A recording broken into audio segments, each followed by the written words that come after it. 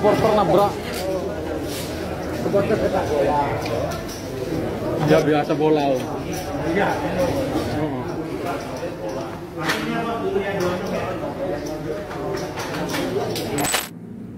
Halo, selamat siang teman-teman. Kembali dengan saya Alvin Lim di acara channel Quotient TV, teman-teman.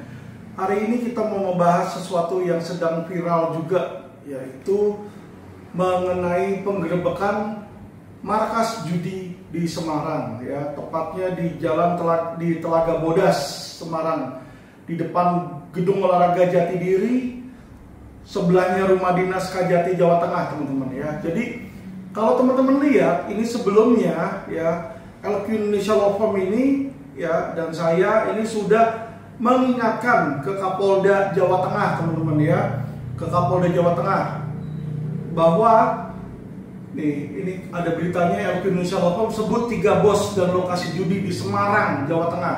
Jadi kita sudah sebutkan, kita naikin juga ke media, teman-teman, ya, bahwa kita bilang ada 3 lokasi. 3 lokasi tersebut adalah pertama di Jalan Telaga Bodas yang tadi digerebek sama masyarakat, teman-teman.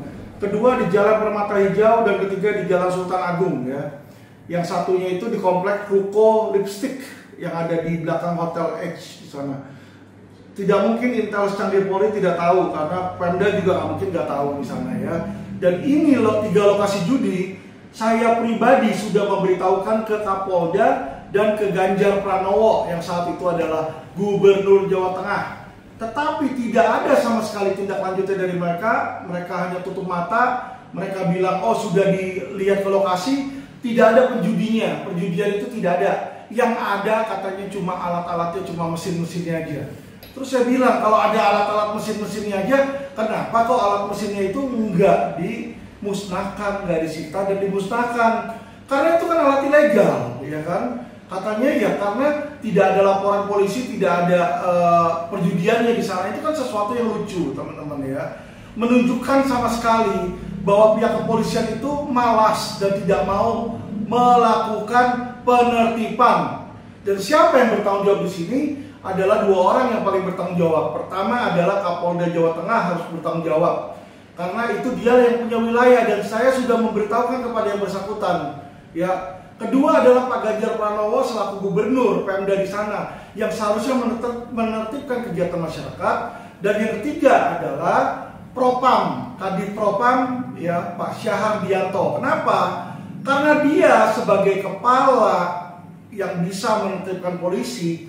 Kenapa kok tidak menertibkan polisi-polisi di sana? Tidak mungkin 3 tempat lokasi judi tersebut, ya. Tidak mungkin 3 lokasi tempat judi tersebut bisa ada tanpa perlindungan oknum polisi, teman-teman. Ya, polisi sekarang udah canggih.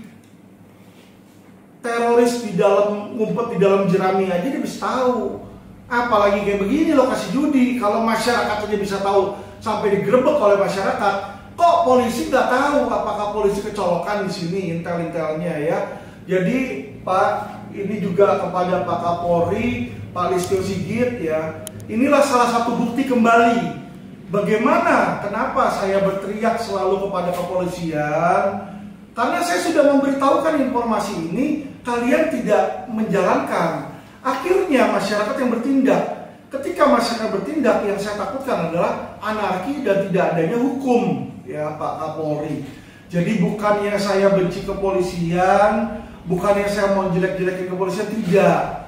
Tugas untuk menertibkan dan tugas untuk menangkap para terpidana, para pelaku pidana adalah di pihak kepolisian, bukan di pihak masyarakat.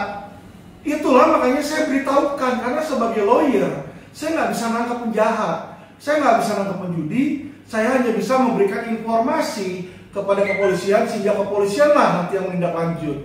Jika Anda sebagai Kapolri dan polisi sebagai aparat penegak hukum tidak mau mengamankan para penjudi tersebut, yang saya takutkan nantinya adalah terjadi anarki, di mana masyarakatlah yang akan mengadili, masyarakatlah yang akan menangkap, dan masyarakatlah yang nanti akan menghukum para pelaku pidana tersebut.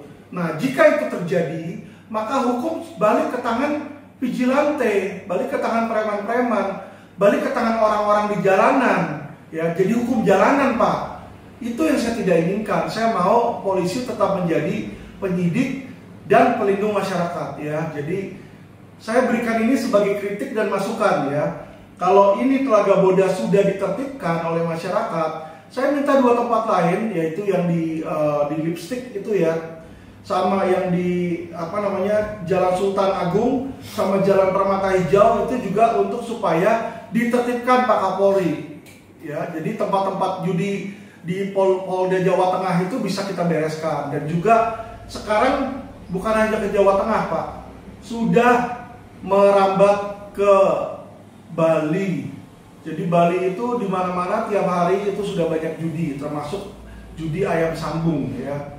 Dan judi-judi lainnya di situ yang bertaraf internasional. Jadi tolonglah pada para pejabat, para polisi untuk tertibkan tersebut, ya. Jangan malah kalian menjadi pelindung para pelaku pidana 303, karena ini melanggar hukum KUHP di situ, Pak, ya. Dan saya yakin bapak-bapak polisi itu lebih jago urusan hukum pidana dibanding Alvin Lim. Alvin Lim siapa sih di situ, ya. Tapi saya menyuarakan supaya bapak polisi punya kesadaran, Pak, punya hati, Pak, di situ, Pak, ya. Itu bukan tugas masyarakat, itu tugas kalian polisi. Tapi ketika polisi tidak mau bertindak, akhirnya masyarakat yang bertindak. Kalian pula yang nanti akan menimbulkan malu dan merusak reputasi kalian, Pak polisi, ya. Jadi Pak Kapolri tolong dibenahi, ya. Oke, terima kasih teman-teman. Salam cerdas hukum.